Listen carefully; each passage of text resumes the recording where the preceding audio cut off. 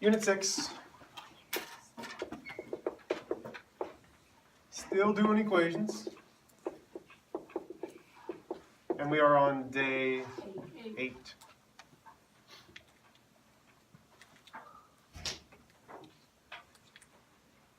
Hey Ryan, come on up to the board.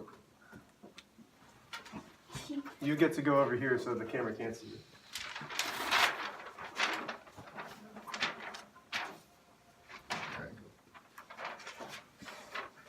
It's gonna be fun, Ryan. It's gonna be fun, Ryan. Don't lose. Okay, you get this piece of chocolate. So, you're copying down either mine or Ryan's. Ryan, the problem is going to be, you ready? Yeah. X plus, Cooper, favorite number. Make it a little bit bigger. So far, so good.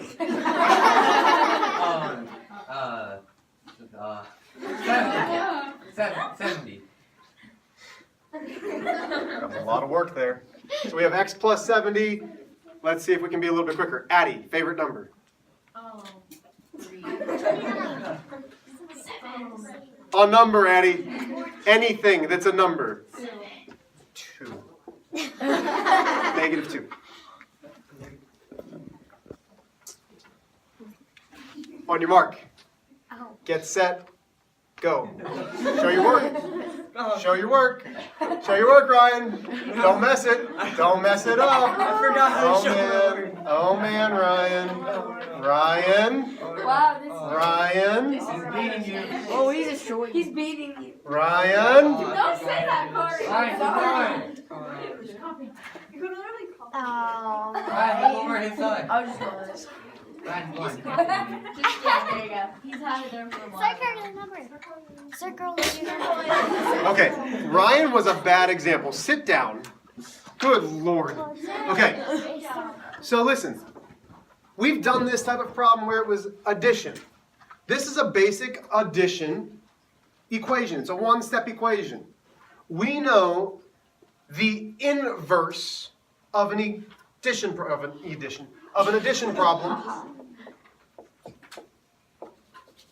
is what? Anna, what's the inverse of addition? Subtraction. What's the inverse of subtraction? Yeah, it's flicking. I don't know why. Weston, what's the inverse of subtraction? Addition. Addition. What's the inverse of multiplication? Division. And what is the inverse of division, Mason? Multiplication. Multiplication. Now, do I write these at the top of my paper every time that I do an equation problem? No. But it's not a bad thing to have, because every single problem needs to have an inverse operation for us to solve it. Okay, let's get somebody that can actually do math. Ryan. Brayden, come on up. Not Mahaney, but Bush.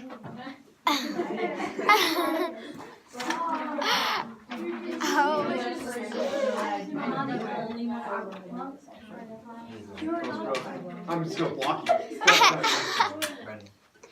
Okay. Search problem.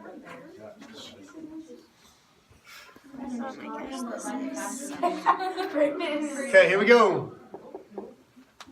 Let's go. Negative x over. Macy, favorite number? Wait, does that have to be big? No. 5. 5. Equals. Favorite number, Brooke? 7. So how many 7s is that? Go. Go, go, go, go, go, go. So. Oh, man. Oh, man, Mr. H. Either you're really good at this game or you're a bad teacher. Show your work. Go, Brayden. Show your work. Brayden, just copy what he's doing to write as fast as you can. No, be quiet. Brayden. Exactly. Brayden! Oh my gosh! He's sorry. Brayden. Winner! I'm under a lot of pressure. This is hard. Okay, good. Have a seat. Okay, thank you. You're welcome. So, first off, we talked about this in the warm-up. When we have a negative in front of that division problem, where do we want that negative to go to? Because this was Braden's first mistake. I knew that I had Braden as soon as he wrote it like this. He attached that negative sign to the x. We don't want the negative with the x. We want to put that negative with the number. Okay, listen again. That negative needs to be attached to the number. Okay? So now once I have this, I'm not multiplying negative 5 by negative 5. I'm multiplying the x by negative 5. This is really a division problem. Negative divided by a negative is positive. Negative 5 divided by negative 5 is positive 1. But we're really multiplying by the reciprocal. So 7 multiplied by negative 5 is negative 35. Everybody with me? Yeah, under pressure a little bit tougher, isn't it, gentlemen? Oh, okay. Okay, I got you. What? Okay, let's see. Brendan.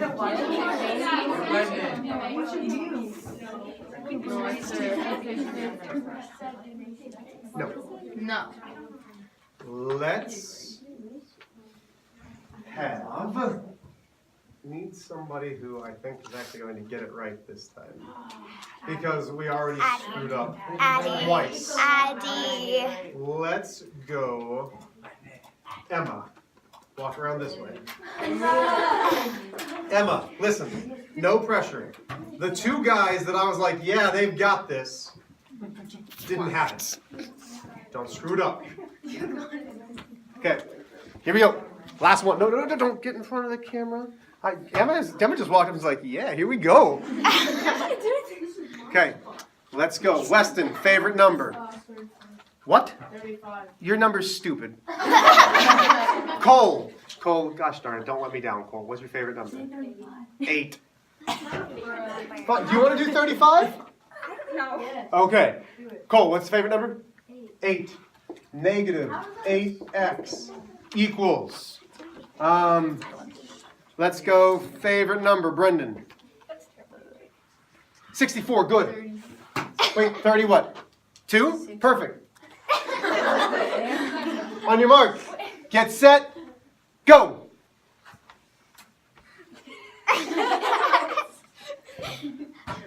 Plus 8.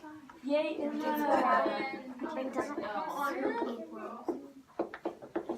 Well, dang. Winner. I absolutely should mark. Okay. All of So, She was close. she was close. By far, Emma at least knew the process. So, back to me real quick. Our first step when we're solving any of these 3 equations is to find the balance point. We had to show that for every single problem. Before we do anything else, I would read the problem to myself. I would say, okay, in this problem I said x plus 70 equals negative 2. I know that my operation is addition, so my inverse is subtraction. I speak mathematically, so I'm not going to say negative x over 5. I'm going to say negative x divided by 5. I know that the process is division. Therefore, my inverse is multiplication. Just like this one, this is what we dealt with on Friday. We said negative 8x equals negative 32. When we have a number smack dab up against the variable, Emma knew it, we had to divide. So my inverse of multiplication is division, which is how I got a positive, dividing by negative 8 from both sides. The biggest mistake that I see here is we just try to divide by 8. You need to include the sign in front of the number. Everybody with me? Okay. So, you will keep seeing one-step equations like this. You'll need the words inverse. You'll need the word balance point. You'll need the word solve. You'll need all of that. But now we need to go back to the beginning. You guys all right back there? So, the very first day of notes, I showed you something like this. I said 7 times something equals 1. and this is part of your notes that you're going to be copying down. What do we want to multiply that 7 by to get 1? I don't know if I can trust you, Ryan. I was like, man, Ryan's going to come up here, Ryan's going to rock it out, Ryan's going to show all these kiddos that he's better than I am, and then you got up there and it was a train wreck. Ryan, redeem yourself. What do I need to multiply 7 by to get 1? 7 over 1. So if I multiply, and if I have 7, and I multiply it by 7 over 1. Or 1 over 7. Okay. So Ryan said that we're going to multiply it by 1/7. I agree. So I'm going to say why. We know that any whole number has a denominator of what, Liam? What does that 7 have a denominator of? 1. So it's really 7 divided by 1 multiplied by 1 divided by 7. So that really gives me 7 divided by 7. 7 divided by 7 is 1.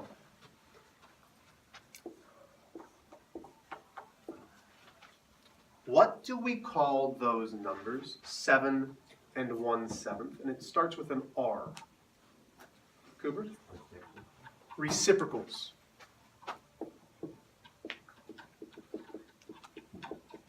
So we were multiplying by the reciprocals. And if you come over here, this is one of our properties. This is the multiplicative inverse property. If we multiply by a reciprocal, we will end up getting the solution of 1. So this is multiplying fractions. Pretty easy. We've done it. You did well on our fraction quiz with multiplication and division. So here's my next question.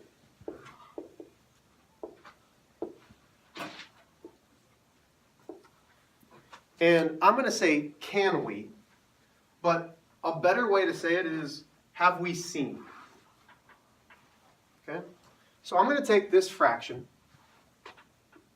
3/7, and I'm going to divide it by 1/2.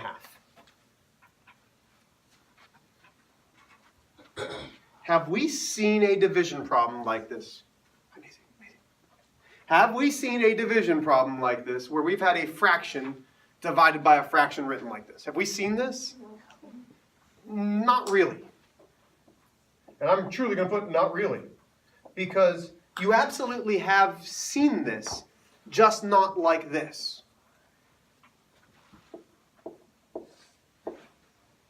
Can we write this fraction with that sign now?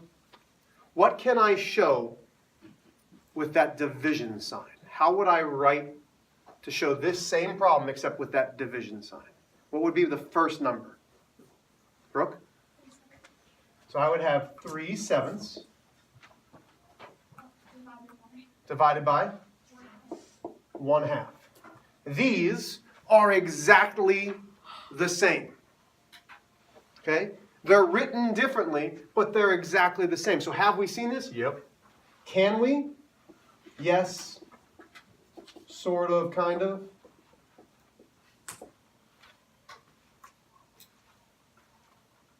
Because we can't really divide a fraction by a fraction. What do we have to do if we've got that fraction getting divided by a fraction? We can't just divide. What do we have to do? This was on our previous test. Brooke?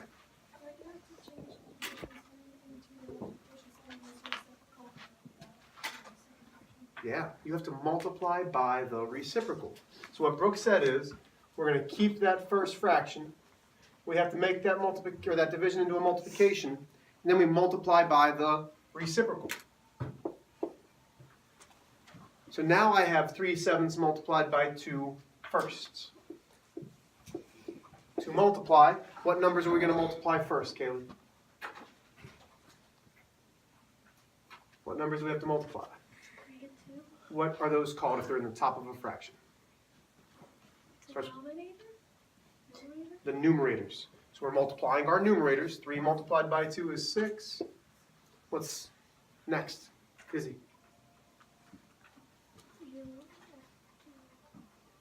So we've already done 3 multiplied by 2. What else do we have to do? Good. What are those numbers called in the bottom? Denominators. And that leaves me with 6/7. So 3/7 divided by 1/2 gives me 6/7. To divide fractions, we are really multiplying by the reciprocal. Make sure you have that copied down.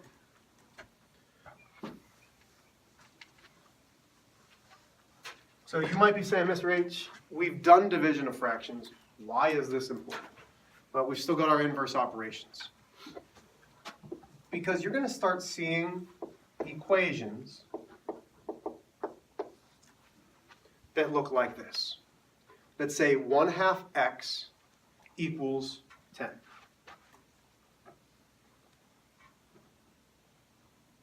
Copy these down.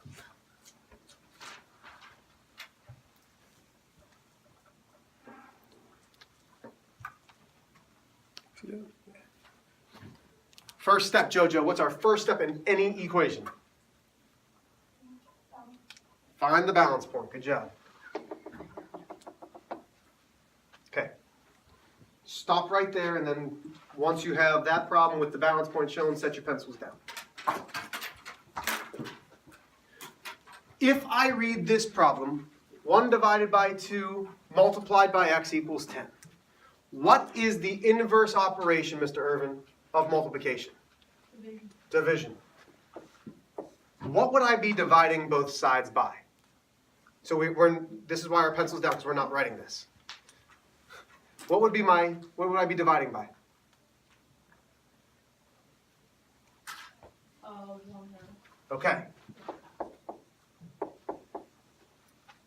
But wait a minute. Doesn't this look really similar to this? Do we divide by fractions? Do we? Not quite. Brooke already told us we have to multiply by what? Oh. So if there is a fraction up against a variable, we are not dividing by that fraction. What do we need to do? Now you can pick up your pencils. We are multiplying by the reciprocal. Because the goal is to isolate the variable. Isolating the variable means we want just one of them. Well, if I come over here to this property, the multiplicative inverse property tells me that if I have a fraction, I multiply it by the reciprocal, I'm left with 1. Well, if I have 2 divided by 1 multiplied by 1 divided by 2, well, 2 multiplied by 1 is 2, 1 times 2 is 2. That gives me 2 divided by 2, which is 1. All of that becomes 1. 1 what? 1x. We know that 10 is a whole number, so it's really 10 over 1. 10 multiplied by 2 is 20. Do I need to keep it as division by 1? No, we just keep it as 20.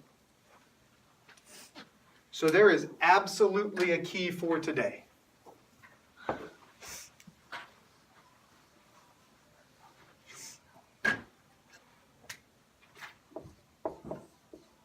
The key for today is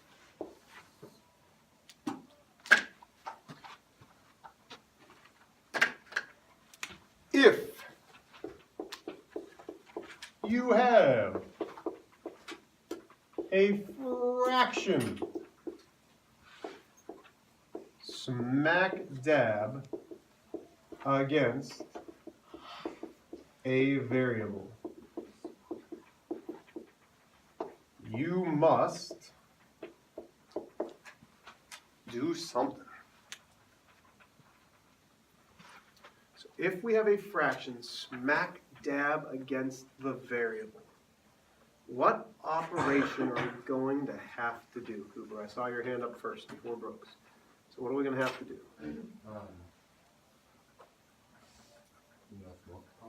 Multiply. But are we just going to multiply? What are we multiplying by? Mhm. Multiply by what?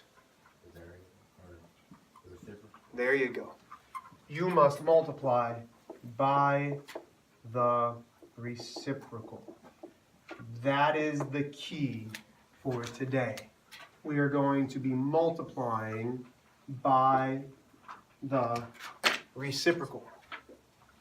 If there is a fraction up against a variable, the reason we multiply by the reciprocal is it is the multiplicative inverse property. The goal is to isolate the variable by getting 1. If we multiply by the reciprocal, it will give us 1.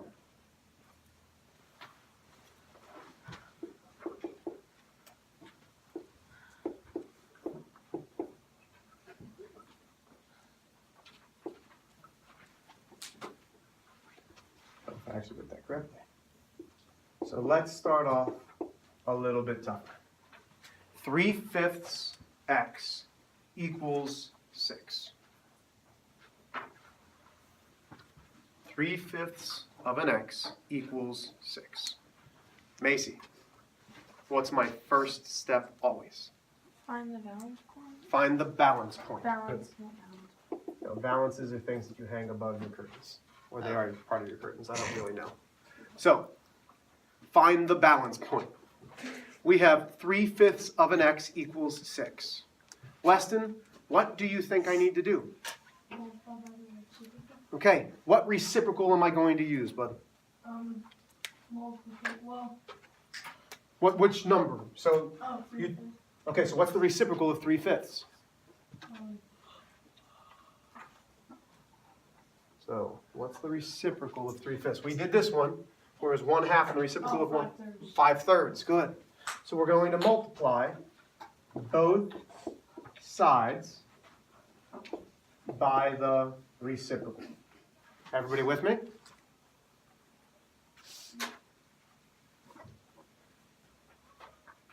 We have about 10 more minutes, Braden. You can stop looking, buddy. So we have 5/3 multiplied by 3/5. That's the multiplicative inverse property. Addie, what happens when we multiply a fraction by its reciprocal? What are we ending up with? What happens when we multiply the fraction by its reciprocal? By 1. So all of this, when we actually multiply it, really gives me 15 over 15. Well, 15 divided by 15 is 1. 1 what? 1x. Now, this is where it becomes just a tad bit more difficult. So now I have the whole number 6 multiplied by 5/3. What denominator, Tegan, does my 6 have? What does any whole number have as a denominator? 1. So I'm going to put a 1 under there. So now we can multiply. Kylie, what are we multiplying first? The numerators. 6 multiplied by 5 is 30. What's next? Brendan, what's next? Multiply your denominators. Which gives me 1 times 3? 3. 3. Do I bring this down as my answer? No. Okay, no. Braden? You divide 3 into 30. Good, so it is divisible by 3. What is 30 divided by 3? 10. You have to simplify. Questions on how I got that? Yes, sir. If you do have a fraction as like the most simplified answer, can you put that down? Yes, sir. Okay, so if you didn't hear Ryan, he said, what if you end up with a fraction? Let's say I have x equals 5/2. Can I simplify that anymore? No. So would I put that as my answer? Yes. Most of the answers that I give you are going to be integers, so they're going to be negative whole numbers and positive whole numbers. Okay? Okay, so you're trying this one on your own. I want to at least see you start the process. So we have 2/3 x equals 8. Go. So 2/3 x equals 8. The key for today is if you have a fraction smack dab up against your variable, you must multiply by the reciprocal. We do not divide a fraction by a fraction. Instead, to make the math easier, we multiply by the reciprocal.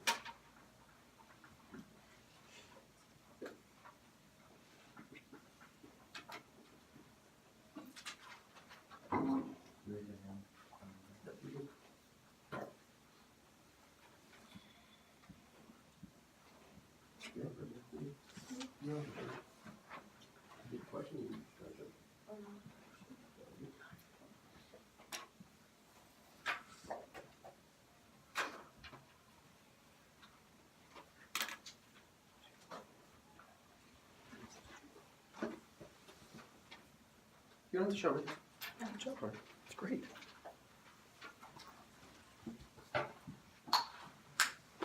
Okay, Kaylee, you ready, honey? You're going to walk me through this problem. So, I want you to teach me how to do this problem from the first step and on. Go ahead. Find the balance point. Okay, where's my balance point? I don't even know what that means. Where the equal sign is. Okay, so why is that the balance point? Who can help her? Why is that the balance point? Anna? It's the middle of the problem. Okay, it is the middle of the problem, but why? What do we know about that balance point? What has to happen on both sides of that balance point? Keeps the sides even.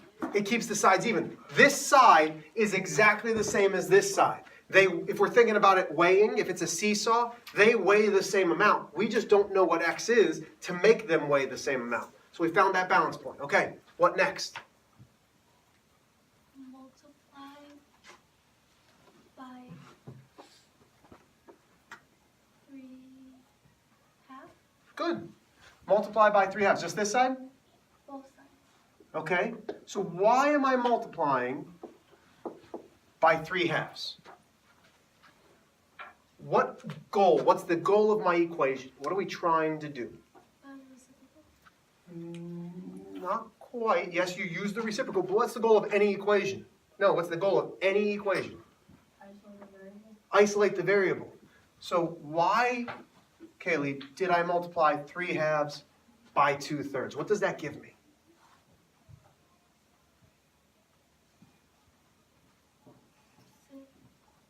6. Yeah, 6 divided by 6. What's 6 divided by 6? 1 whole. Oh, 1 whole. Well, if this is all 1, do I need to write 1x? Can I just leave it as x? So the reason we did this was to get 1x. But what I do to one side, I have to do to the other. What do I have to do to my 8? Go 1 Where? underneath the 8. What do we call that? It's not underneath. It's the, starts with the D. Denominator. In the denominator. Good. Then we multiply across. 8 multiplied by 3. My numerators give me 24. My denominators give me 2. Do I want to write 24 divided by 2 as my answer? No. No. We can simplify that. Uh-huh. What does that give me? 12. 12. Very good. So, tomorrow, if we have school tomorrow. The next day that we have school, how's that? The next day that we have school, we will be reviewing all types of one-step equations. Stop. Stop. You're not done. Just stop. We'll be reviewing all types of one-step equations. So, plan on a review sheet, plan on a review game, something of the sort where we are going to review. We're going to hit negatives pretty darn hard, okay, because that's where we screw up the most. Once we review, the next day, we are going to have a quiz on one-step equations. So, that could be tomorrow we're going to review, Thursday we have a quiz. That could be Thursday we review, Friday we have a quiz. Everybody with me? Okay, good job today.